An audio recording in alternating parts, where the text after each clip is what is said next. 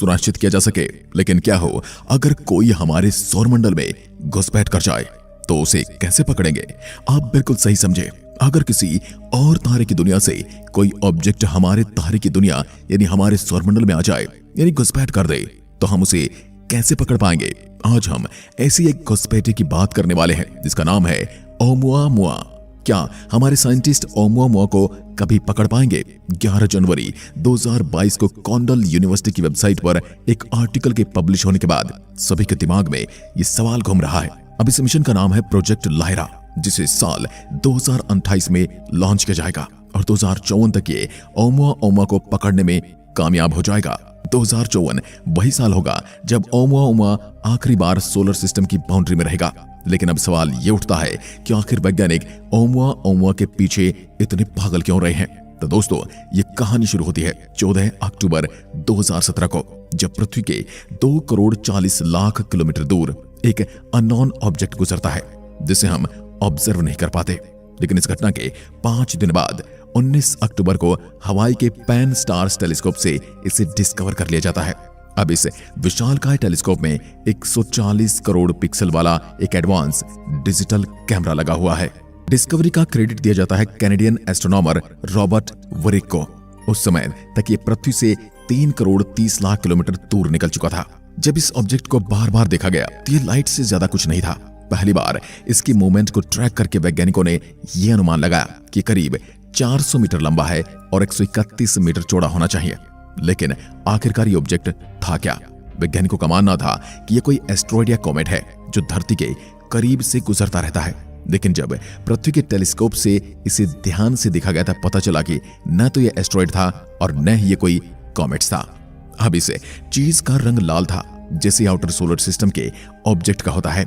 इसकी rotation speed भी asteroid की तरह ही थी। अब जिस तरह से ये मूवमेंट कर रहा था वैज्ञानिक इसे कॉमेट्स एज्यूम करने लगे। पर जब कॉमेट्स इनर सोलर सिस्टम से होकर गुजरता है तो हमें उसके पीछे एक लंबी पूंछ देखने को मिलती है और इसका राउंड कोमा भी दिखाई देता है।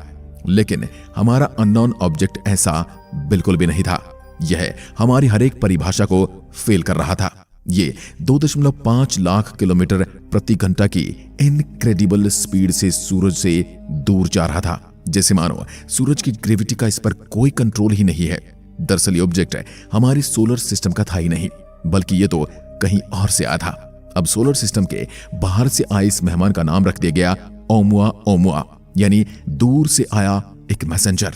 जब इसे एस्ट्रॉयड अज्यूम किया गया तो इसका नाम A2017U1 रखा गया और कॉमेट्स अज्यूम करते समय इसका नाम C/2017U1 रखा गया।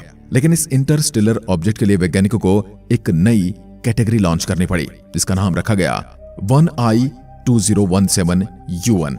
ओमुआमुआ एक इंटरस्टेलर ऑब्जेक्ट तो बन चुका था, पर इस समय तक इसको लेकर कोई खास थ्योरी नहीं दी जा रही थी। साल 2019 में जब दूसरे इंटरस्टेलर ऑब्जेक्ट 2I बोरिसोव को देखा गया तब उसकी स्पीड और ट्रेजेक्टरी ऑब्जर्व करने के बाद यह स्पष्ट हो गया कि ओमुआमुआ सिर्फ सोलर सिस्टम के बाहर का ऑब्जेक्ट नहीं है, बल्कि हमारी सोच के भी बाहर का ऑब्जेक्ट है।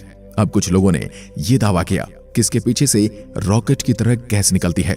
इसका शेप किसी शिगार की तरह था, जो कि नेचुरल ऑब्जेक्ट में बहुत ही रेयरली देखने को मिलता है।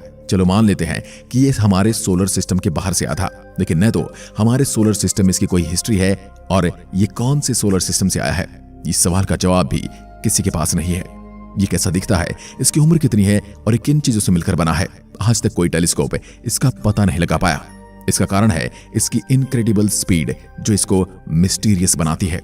अब साल 2019 में हार्वर्ड यूनिवर्सिटी के प्रोफेसर ऑफ साइंस एवीआई लियोब ने दावा किया कि ओमुआमुआ कोई नेचुरल ऑब्जेक्ट है ही नहीं, बल्कि ये तो एक एलियन स्पेसक्राफ्ट है। शायद एक लाइट सेल स्पेसक्राफ्ट जो कि रेडिएशन प्रेशर की मदद से आगे की ओर बढ़ता है। वैसे दोस्तों ये लाइट सेल स्पेसक्राफ्ट नहीं हो सकता, क्योंकि लाइट सेल स्पेसक्राफ्ट को सूरज से आने वाली लाइट की फोटोज से पुश मिलता है और इसके लिए इसकी विड्थ 1 मिलीमीटर से ज्यादा नहीं होनी चाहिए। पर किसी एक्स्ट्रा टेरेस्ट्रियल एलियन सिविलाइजेशन के द्वारा भेजा गया कोई एडवांस स्पेसक्राफ्ट हो सकता है, जो शायद हमें इंसानों पर नजर रखने के लिए स्टेशन से भेजा गया हो, या फिर ये भी हमारे वॉयजर स्पेसक्राफ्ट की तरह हमारी एलियन सिविलाइजेशन को अपनी मौजूदगी के बारे में बताने की कोशिश हो सकती है। वैसे वॉयेजर 1 और वॉयेजर 2 भी आज से कई लाख साल बाद ऐसे ही सोलर सिस्टम से गुजरने वाले हैं और वहां रहने वाले एलियन को कंफ्यूज करने वाले हैं। दोस्तों, ओमुआ की मिस्ट्री का यहीं पर अंत नहीं होता। साल 2021 में 2 एस्ट्रोफिजिसिस्ट ने दावा किया कि ओमुआ कोई एलियन स्पेसक्राफ्ट नहीं है, बल्कि एक हाइड्रोजन आइसबर्ग है। दोस्तों, आपने नेबुला के बारे में सुना ही होगा, जो कि विशालकाय गैस क्लाउड होते हैं जिसमें सोलर सिस्टम का जन्म होता है। हमारा सोलर सिस्टम भी एक नेबुला से ही बना है। अर्ली सोलर सिस्टम में नेबुला की गैसेज एक जगह पर जमा होकर ऑब्जेक्ट का फॉर्मेशन किया करते थे और ये प्राइमरीली हाइड्रोजन से ही बनते हैं। अब दूर किसी नेबुला में यही खेल चल रहा होगा कि जिसे किसी अननोन इवेंट ने बिगाड़ दिया और हाइड्रोजन के उस विशालकाय गोले के टुकड़े कर कर उसे दूर तक फैला दिया। ये मैं नहीं कहता, बल्कि 2 एस्ट्रोफिजिसिस्ट डेरिल सेलिगमैन और ग्रेगोरी लाफिंग कहते हैं। वैसे ही एक टुकड़ा ओमुआ भी हो सकता है।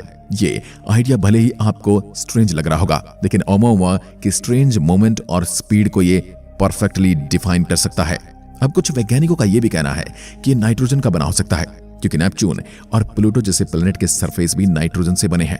जब इन प्लेनेट से कोई टुकड़ा टूटकर अलग होता है तो यह सूरज की ओर आता है तो लगातार अपना नाइट्रोजन कंटेंट लूज करता जाता है और फिर बहुत हल्का और अनयूजुअल शेप हो जाता है। अब क्या पता ओमुआ भी ऐसे ही किसी नाइट्रोजन रिच एक्सोप्लैनेट से टूटकर सोलर सिस्टम में आ गया हो।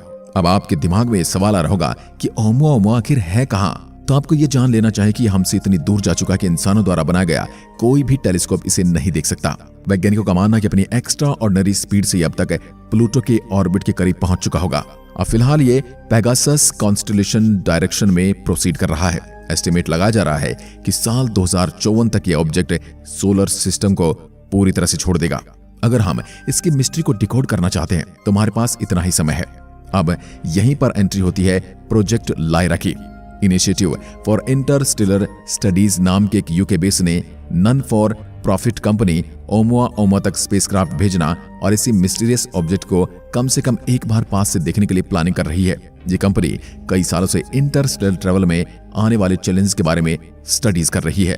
अब इनका एक एम्बिशियस यानी एक महत्वाकांक्षी मिशन है जो प्रोजेक्ट ड्रैगनफ्लाई, जिसमें कंपनी 100 सालों के अंदर अल्फा सेंचुरी सोलर सिस्टम तक पहुंचने की टेक्नोलॉजी डेवलप करना चाहती है। जस्ट फॉर क्लैरिफिकेशन, हमारा क्लोजेस्ट स्टार प्रोक्सिमा सेंचुरी भी अल्फा सोनिटोरी सिस्टम का हिस्सा है, जिसकी हमसे दूरी है 4.24 प्रकाश वर्ष, यानी कि लाइट को भी यहां तक पहुंचने में 4 साल 3 महीने का समय लग जाता है। तो फिर इंसान यहां 100 साल के अंदर कैसे पहुंच सकता है? फिलहाल इस इम्पॉसिबल टास्क को करने के लिए हम लाइट की स्पीड से करीब 30% स्पीड से ट्रेवल करना होगा और ये काम वही टेक्नोलॉजी कर सकती है जो एक समय ओमुआ को माना जा रहा था। यह बात हो रही है लाइट सेल स्पेसक्राफ्ट की। इनिशिएटिव फॉर इंटरस्टेलर स्टडीज यानी कि I4IS इसी टेक्नोलॉजी को डेवलप करने में लगी है। लाइट सेल रेडिएशन प्रेशर से चलती है। जब सूरज के फोटोज इसके सरफेस पर पड़ते हैं तो ये इसको पुश करते हैं और काफी ज्यादा स्पीड से आगे बढ़ जाती है। फिलहाल दोस्तों, हम आने वाले 5 से 10 सालों में इस टेक्नोलॉजी को लॉन्च नहीं कर सकते, लेकिन अगर हमें ओमुआ तक पहुंचना है तो हमें इस इम्पॉसिबल टास्क को पूरा करके दिखाना होगा। वैज्ञानिकों की कैलकुलेशन कहती है कि अगर 2027 से 2032 के बीच हम कोई बिगिनर लेवल लाइट सेल को ओमुआ की डायरेक्शन में भेज सकते हैं तो इसका सोलर सिस्टम छोड़ने से पहले हम उस तक पहुंच जाएंगे और तब हम इसे ऑब्जर्व भी कर पाएंगे। आपको क्या लगता है कि अब वैज्ञानिक इसे पकड़ पाएंगे और करीब से इसका अध्ययन कर पाएंगे? और क्या यह है ब्रह्मांड